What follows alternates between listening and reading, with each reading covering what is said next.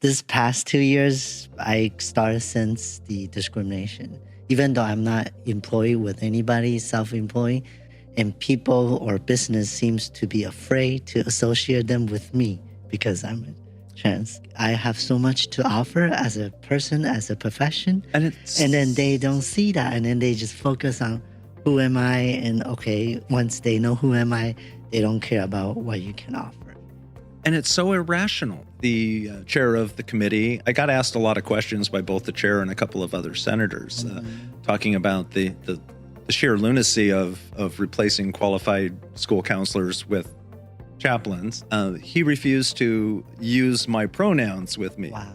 So all of the prior testimony, it was any questions for Mr. Jones, any questions for Ms. Smith, and then it was any questions for Jessie McGrath. Wow. I don't know if we want to spill the beans or anything, but I mean, you have been asking me to put together a couple of shows. Because I want to open up this podcast as a platform to have different voices. And as you come in with a different angle, more on the legal side, on the more political side. Thank you all for supporting the show, supporting the host team, Shang and Blossom. And don't forget to subscribe to our YouTube channel, hit that like button and notification so you can receive notification when we have new video. So today, we have a return guest, and she's been doing so many different things. The last time we were sitting here was about a year ago, last year, Pride 2023. So I invite her back today to tell us what's going on with her life and what have she been doing for the community the past year. This is the Transparency Podcast Show. Jessie McGrath. How are you doing? Shelbe, thank you for having me back. It's of course. It's always amazing getting a chance to talk with you. Yes. And as I just mentioned, we have a lot of new audience. And if any of you haven't catch any of your two episodes from the previous, I'll put the links in the show note and I'll put the link on the screen. But in case somebody haven't met you or seen you, can you tell us a little bit about yourself? Sure. I'm a prosecutor for the Los Angeles County District Attorney's Office, and I've been there for 36 years now. And I'm not sure I'm going to make it to 37, but we're going to see. I've transitioned on the job 9 years ago, and it's just been an amazing experience for me and living my life. And as we discussed last year, I was contemplating potentially running for office in Nebraska, and I've actually moved back to Nebraska, and I live there half time. I bought a house in the district of the gal who authored all of the anti-trans legislation. I've been back testifying in front of the legislature, getting involved in the Democratic Party politics back in the state, and have just been a whirlwind of going back and forth between my life in LA and my life in Nebraska. So we also have some clip about when you go on live, and we kind of keep our audience updated about your life. But you decided not to run anymore, correct? Yes. In looking at everything, the amount of time that it was going to take, and I kind of bought my house in Omaha before I went and visited with the Retirement Association. So I was a little surprised to figure out that I had to work a little bit longer than I thought I was going to have to. And so I didn't feel that I was going to be able to give the time and effort that needed to be put into actually winning that campaign. Right. So, and we had a fantastic candidate from the Democratic Party who was already running. And so I did make the decision that I was not going to run, but that doesn't mean that I'm not involved in the politics of Nebraska. Yeah. So you, since last time we talked and you still involved in a different area like politics, not just politics, but other aspect as well. So you want to kind of lead us in to like, what have you done like since last year, like maybe early this year or so? Oh yeah. Well, first part of the year I had to spend getting my house repaired because when you move to the Midwest and it gets 50 below and you have certain pipes exposed in places that you didn't realize that they were there. You end up with a bunch of water damage. But so that's how I started my year. But I went back to the legislature multiple times this year to testify on a wide range of issues, not just trans issues. Okay. For example, I was there and there was a hearing on a bill that had been proposed by a senator to protect nonprofits that receive what is called 340B money through the program through the federal government. And I happen to know a lot about 340B because of my work with APLA Health and Wellness. I'm on the board there. And so it's one of our key areas of funding. And so I understand the importance of that. My mom was a really big proponent of rural health care and testified in front of the legislature. And so when I saw that they were doing that, I made it a point to testify how important this is to the rural health centers and the rural population, because sometimes this money is the only thing that keeps them afloat. And so, being able to get in and provide that guidance to the legislature. On a funny side note, the gal who proposed all the anti-trans legislation, who appeared on a podcast subsequent to that and was deliberately misgender me and was going to refuse to acknowledge my existence as a woman. She was on the committee that I testified in front of, and she put herself on as a co-sponsor of the bill after my testimony. So I thought that was kind of ironic.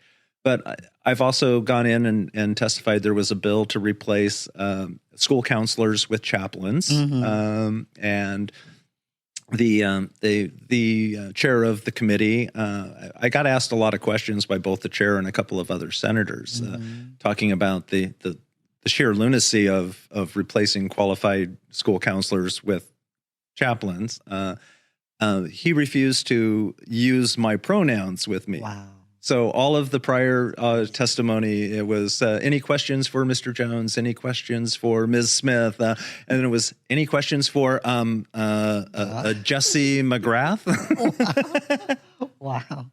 Yeah, so let's, just in case our audience doesn't know APLA, I personally did have my care, hormone therapy care through them as well. So you want to kind of give us a little bit like information on APLA in case people don't know? Oh, yeah. APLA Health is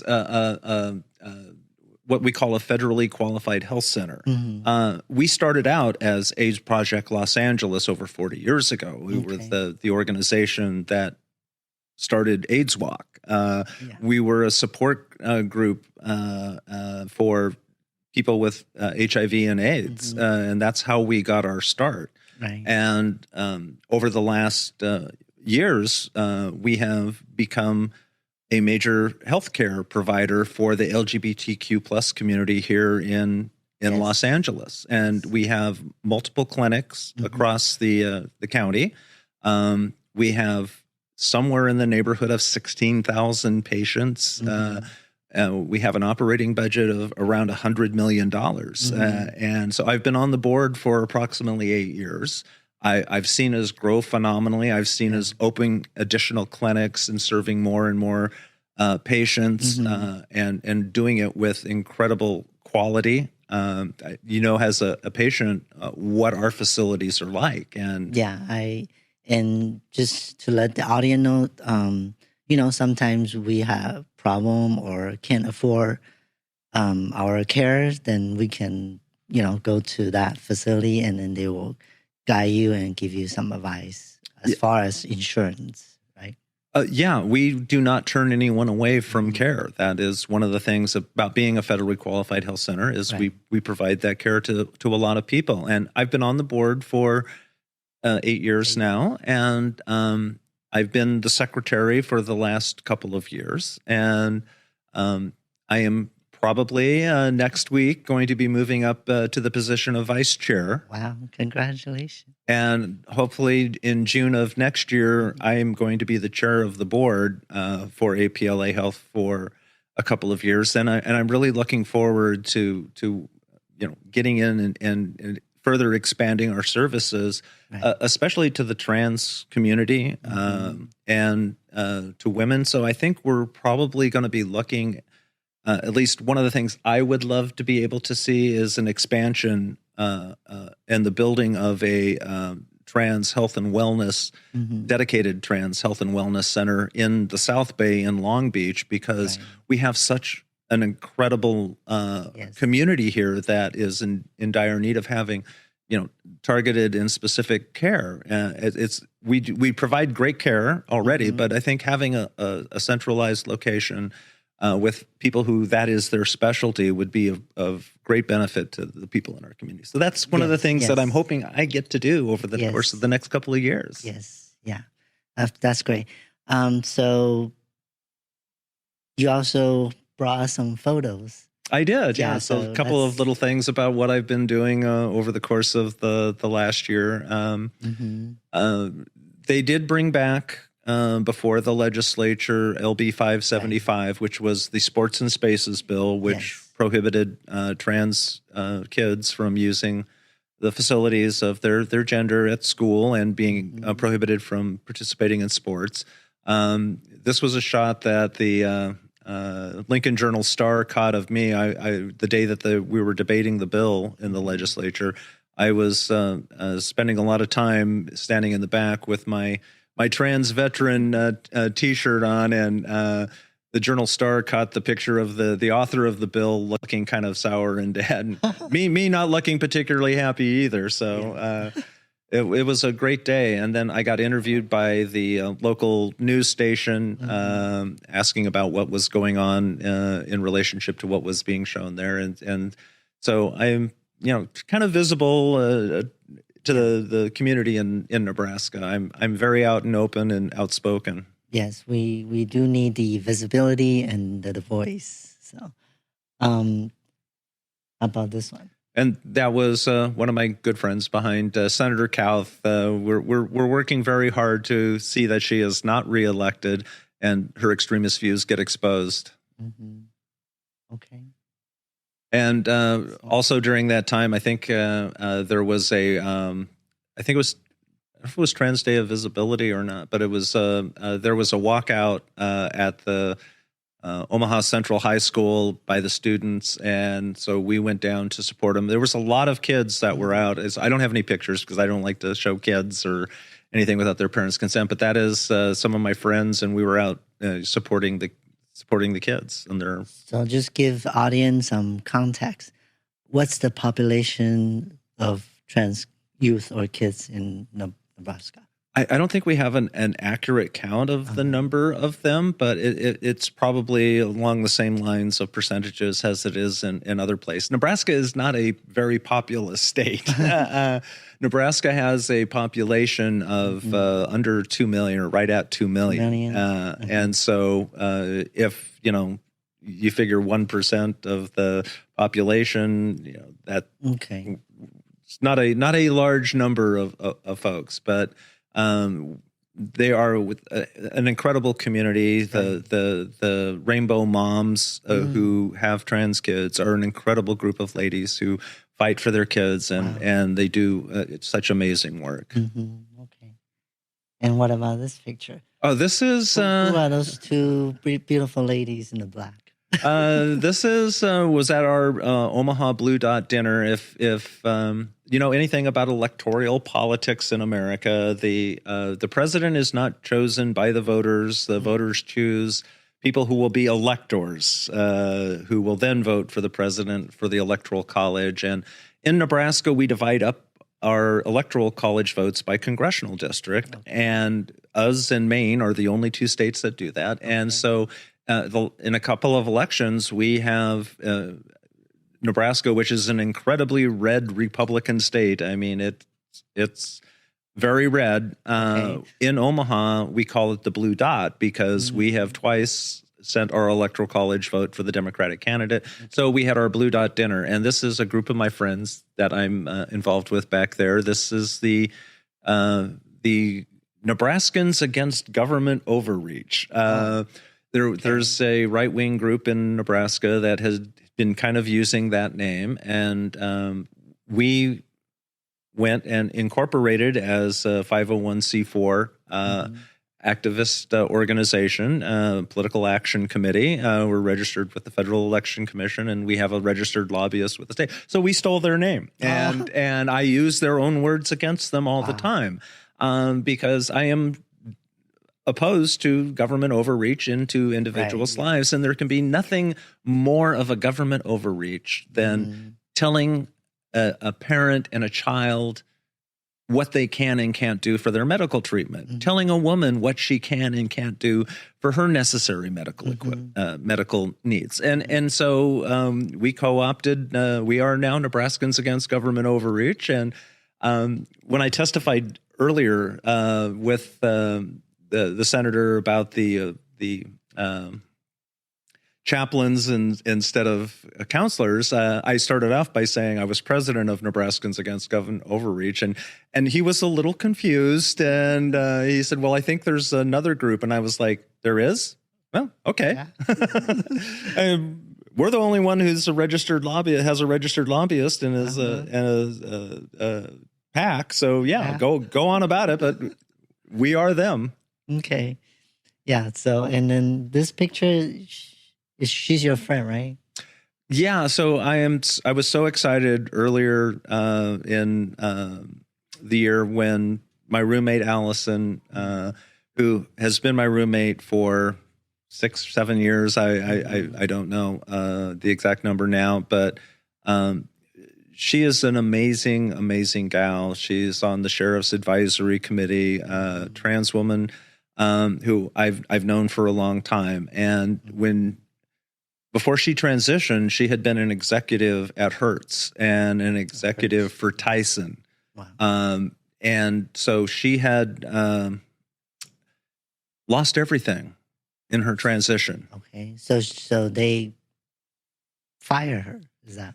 She lost her job. She got divorced, lost her house, lost her savings, and was living with her parents in Lancaster. And so I told her as soon as she got a job that she had a room in my house. She was one of the first people to see my house that I bought back in 2017, helped me move in. And I told her as soon as she had a job, she had a place to stay. So this work discrimination is even before this past 2-3 years?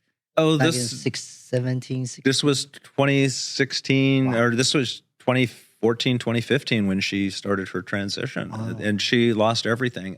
And so the only job that she was able to find when she first got out here was at Magic Mountain making minimum wage.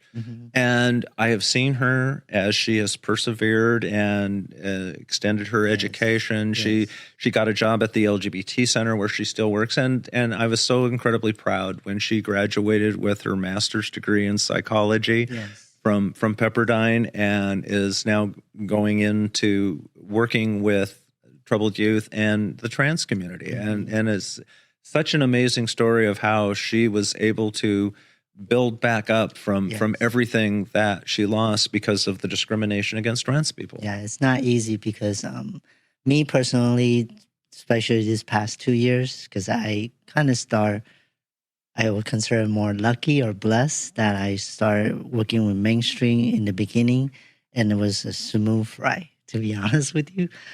But then this past 2 years, I started since the discrimination. Even though I'm not employed with anybody, self-employed, but we're doing business. You always have to with another business or another person in contact. So I started since that discrimination, and people or business seems to be afraid to associate them with me because I'm trans, and it's very sad to see that. because I feel like I have so much to offer as a person, as a profession. And then they don't see that. And then they just focus on who am I? And okay, once they know who am I, they don't care about what you can offer. And that's really... And it's so irrational. Yeah. And it's so demeaning to us as people. Mm-hmm. And we've seen such a dramatic increase in the use of dehumanizing language towards trans people, where they're not talking about someone being trans. They're talking about, you're an advocate for this trans ideology. I'm like, my existence isn't an ideology. My existence is who I am. Or cult. I'm not in a cult. It's not like we have this big meeting and everybody gets together and, starts worshiping this one deity, unlike Republicans and Trump, where they do that, and they're willing to put aside every conceivable, fault and wrong, and blame it on, this vast conspiracy against Donald Trump, when in fact he's somebody who's been a grifter his entire life and career. This is just entirely in keeping with what his character has been. The number of contractors that he ruined over the course of his career is staggering. The number of people who have been ripped off by his schools and other things. And so, yeah, they say we're in a cult, and yet they think this man who is not nice and who's only out for himself is somehow this great savior for this country of ours. And so, yeah, when you want to talk about cults, being trans is not a cult because, frankly, the differences of everyone within our community is so widespread that it couldn't ever qualify as that. But they like to use that dehumanizing language so that it makes it easier for people to not like us, not because of who we are individually, but because we're part of this group of folks who are bad. This episode is brought to you by Kitcaster. Kitcaster books you on top podcasts. How do funded startup founders attract prospects and talent? Podcast interviews. How do entrepreneurs with exits find new deals? Podcast interviews. How do C-suite execs differentiate in crowded markets? Podcast interviews. Kitcaster books you on top podcasts. Click the link in the show notes for a special offer. Celebrate good conversation. Yeah, I think a lot of misinformation, because, I'm not putting any drag entertainer down or anything, but I believe they associate drag queens with trans, associate sexuality gay with trans, gender identity. So because that's how I feel, because when I talk to people personal level or professional level, I feel they will say, "Oh, I'm straight, I'm not gay," but this is nothing to do with that. And when it comes to business, they feel like, oh, if I'm associated with you, then I might lose deals or lose credibility. And we've moved backwards so much in the last few years in that regard, where we had been making incredible headway. I do think the tide is starting to turn somewhat, and that the anti-trans animus and bills, they're starting to die off, and the people who support them are finding that they're not getting reelected. And so they want to use this as a political wedge issue, but it's an incredibly losing one for their part. Like Florida is a good example, because I believe they are the first state to start this whole thing, right? The history of anti-trans animus, is far and long, but I think it really gets its genesis back in 2015 with the Hero Amendment in Houston. That's where it really started picking up speed. They started attacking the Houston Human Rights Amendment that allowed people who were trans to use the restrooms of their choice. And there was a big push and election, and that was followed shortly after that by the law HB2 in Tennessee, or not Tennessee. Oh God, where was that? Virginia, whatever it was. Okay. No, it was Nashville. Anyway, wherever HB2 was, it ended up costing the governor re-election. Businesses protested and pulled out. And so we got a lot of positive from that. And then they regrouped. And these right-leaning religious organizations, such as the Family Research Council, began a longer process of figuring out ways to attack the what they call trans ideology. And it's interesting that around the time that I started my transition is when the Family Research Council published their article about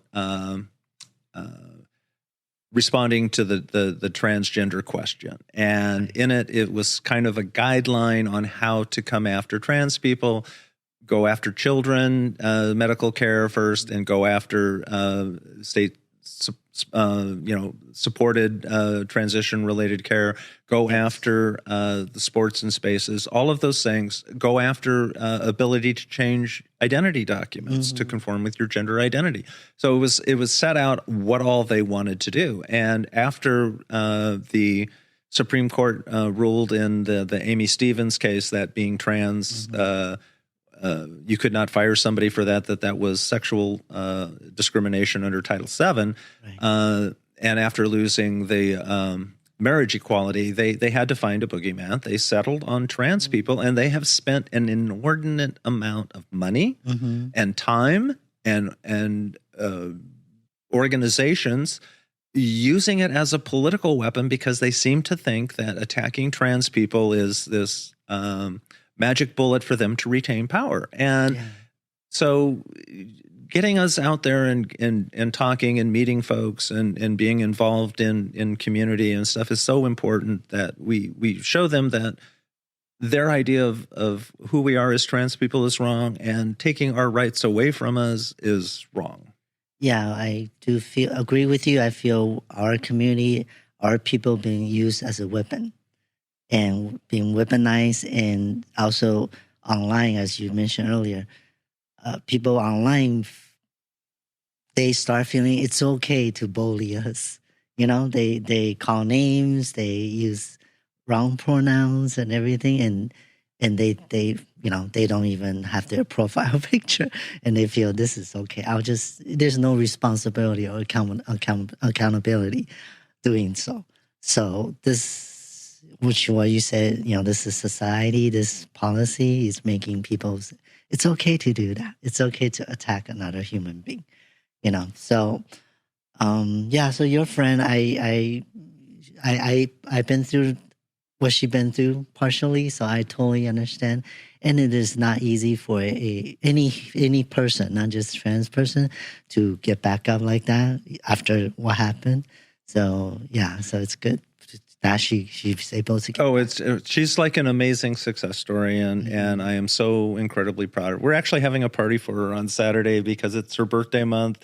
She graduated, and she and her girlfriend went to Switzerland for her post-graduation trip, and her girlfriend proposed to her. So we're having an engagement party also. Maybe we should have her on the show one day. I would love to have a conversation with Allison about what all she's been through and how she's been able to persevere. Yeah, because we need a voice like that to inspire others. Because I know how that feels. Sometimes you are in that level of depression and thinking nothing will work out. We can get out of that hole. It's very, it's suicidal too. It is, and it was so cute. Her dad came up to me at the graduation party. He took us all out to lunch, and he just came up and gave me a hug, and he just said, "I want to thank you for everything you've done." And it was so good to see her, and up on that stage and getting that degree and going back in to help the community. Okay, an aspiring woman. Okay, so let's reach out to her, see if she want to come on and share her story. I'm yeah. I don't know if we want to spill the beans or anything, but I mean, you have been asking me Yes. to put together a couple of shows, and I think now's a good time to say it. I guess we're gonna do that. Yeah, because I want to open up this podcast as a platform to have different voices, not just me hosting. As I mentioned earlier, we have a team like Shang and Blossom. And as you come in with a different angle, more on the legal side, on the more political side. So I think it will make this channel, this platform more like a full, Yeah. So let's continue our photos. Oh, so for Memorial Day weekend, it was my 45th high school reunion time frame, and I am from a extremely small town in southwest Nebraska, and my hometown has like 65 people in it now, if that, and the big town has 900, and I had 33 people in my graduating class. But in Nebraska right now, there are a number of initiatives that we're trying to get put on the ballot. One of them is protecting women's rights to access to abortion, and the other is to overturn an action by the state legislature where they allocated money from the state coffers to go to private education.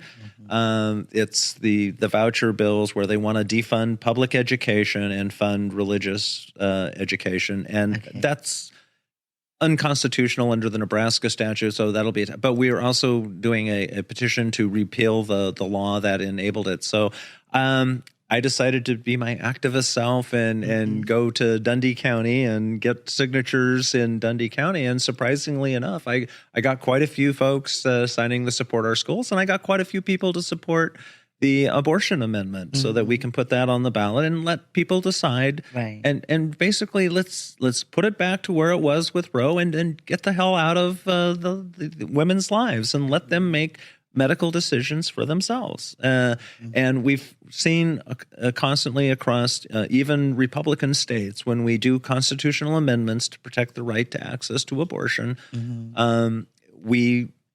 they get passed. And that's what people want. And people don't want the right-wing extremism of the doctor in your bedroom, the doctor or the government in your bedroom, the government in your doctor's office, the government interfering with your prescriptions, and bathrooms and what bathroom you can use. Yeah, it's like the trans. I don't want to say agenda, but the trans rights and access to medical care is so intertwined with women's right to abortion and to receive care related to reproductive issues. And what some of these laws end up doing is hurting women. There's nothing to protect women. It causes them to, they refuse to allow an abortion when it's medically necessary because it will harm the reproductive system of a woman who may want to have children. So it's so intertwined with bodily autonomy and trans rights. And it's trying to get the government involved in enforcing their religious views. And that's not what we do in this country. And so it was fun. I went back, met with a bunch of my high school classmates, got a bunch of people. We set up outside the post office for part of the day and got people as they were coming in, getting their mail, and went up to the historical society that had some programs on and sat outside there. And it was good listening to a lot of the folks. Good. So are these your high school friends? These are not my high school friends. I after I got done with my reunion, I drove back to LA, picked up some stuff, and I had to drive hurriedly back to make it back to Omaha because as part of my getting involved in politics, I'm actively involved with the Democratic Party now in Nebraska. I'm on the Douglas County Central Committee. I'm I'm on the state central committee, and I'm the vice chair of the state Stonewall Democratic Caucus. And so we had our first ever Lavender Gala fundraiser for the Stonewall Democrats in. You have a picture for that too, right? Yeah, and our guest speaker was Danica Rome, who is state senator from the Commonwealth of Virginia. So Mike and I got to pick her up at the airport, and then we had this fundraiser at the Cornhusker Hotel in Lincoln, and that is Danica and I, and that's the board of the Stonewall Democrats, and we have started really getting actively involved as a caucus in politics. We were part of the group that was behind censuring the state senator that we did earlier. There was the reason why LB 574, the gender affirming care ban, and abortion restriction ban. Nebraska was the first one to actually combine those into a single bill. Yes. Was passed on a very slim. It was a single vote, and one of those votes in favor of this, in fact, was a co-sponsor of these bills, was a Democratic individual from Omaha, and so we went to censure him for what he had done, that the basic core values of taking away individuals' rights to autonomy. And so the Stonewall group has become incredibly active on things. And so we got to do the fundraiser, and we brought Danica in, and she was incredible. And she was... So this one, she holding her shoes? Yes. She was talking about when she first ran for the assembly in Virginia, about the shoes that she had, and they were not very good, and how she totally wore them out by walking through the district, and she said, as a queer candidate, you have to put in the shoe leather. You have to put in the work, and that we can make it happen.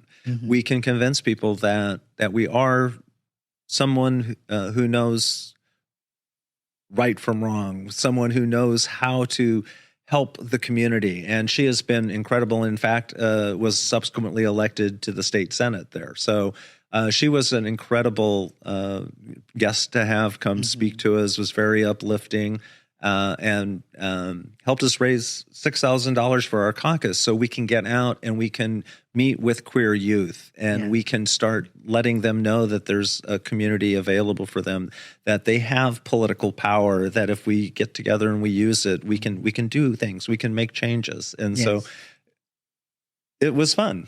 Okay, good. So, and thank you for sharing all your journey this past year. And also you mentioned that things going to change with your current career, right?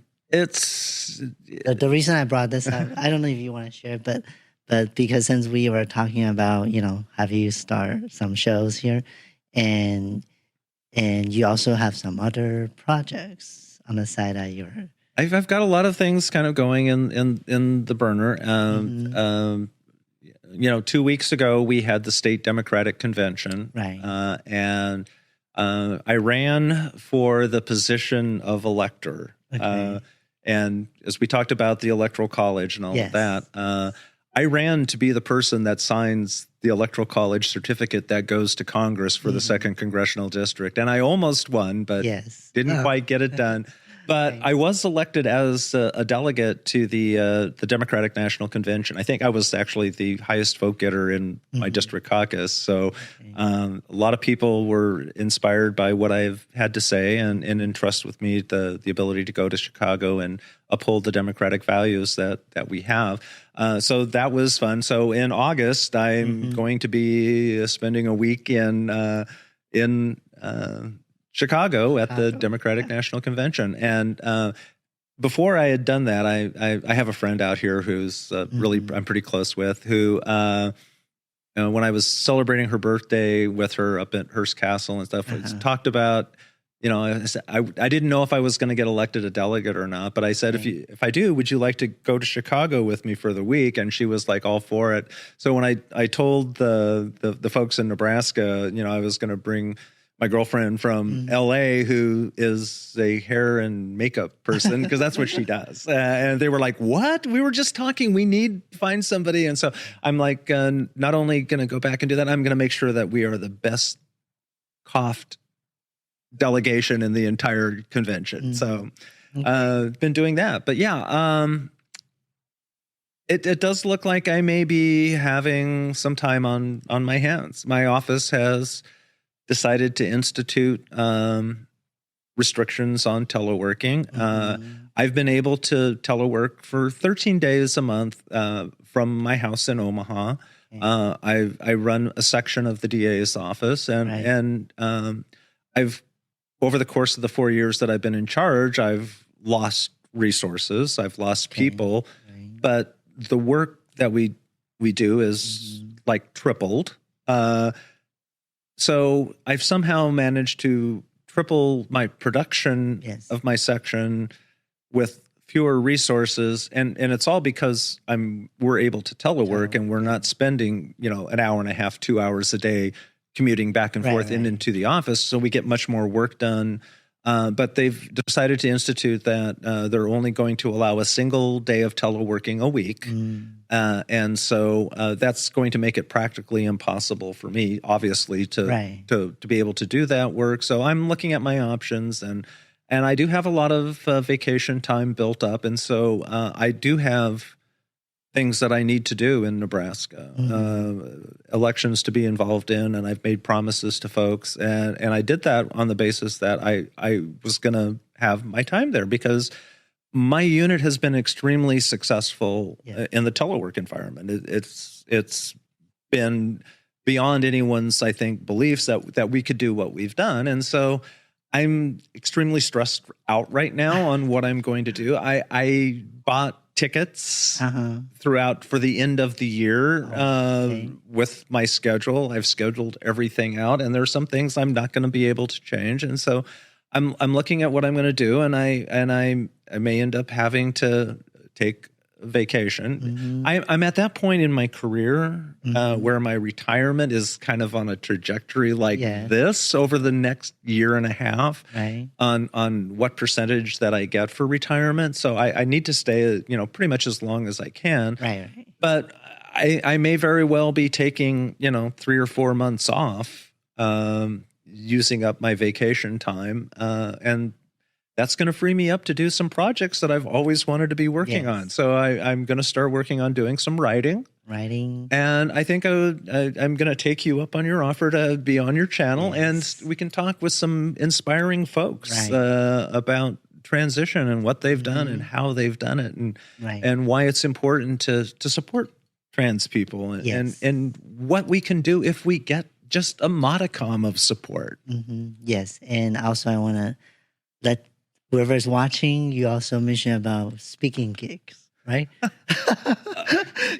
So surprisingly enough, I out of the blue, I have been contacted by multiple organizations who have seen me do some of my continuing legal education presentations for various groups, and who have booked me to do their Pride Month ERGs. And so one is a major law firm in the country who has offices all throughout, and another is a major corporation, and one of their subdivisions, approached me, and it's like, wow, people want to give me money for just talking. And I'm like, wow, that's really cool gig. If I can start doing a little bit more of that, I will hopefully be able to have a good retirement. Yeah. So I think there's an old saying: when a door closes, new one opens. So it's like I'm sitting here. I'm now 63, and I'm. Why are you 63?